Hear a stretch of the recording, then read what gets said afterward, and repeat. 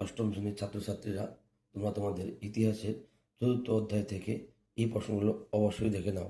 নীল বিদ্রোহের সময় ভারতের বড়লাটকে ছিলেন লর্ড ক্যানিং। শাহুকার কারা? দাক্ষিণাত্যের মহাজনদের বলা হয়।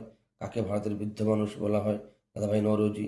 Poverty and unBritish rule in India কার লেখা? দাদাভাই নৌরোজি। ভারতীয় রেলপথের জন্য কাকে বলা হয়? লর্ড ডালহৌসিকে।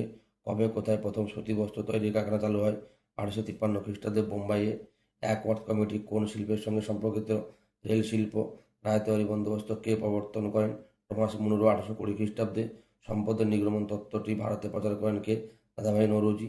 কুলি কাহিনী কার লেখা? Ramkumar Vidyaratna. Wealth of nations কার লেখা? Adam Smith. সূর্যাস্ত আইন কোন ভূমি ব্যবস্থার সঙ্গে যুক্ত? চিরস্থায়ী বন্দোবস্ত। ভারতের ডাক তার বিভাগের জনককে? লর্ড ডালহৌসি।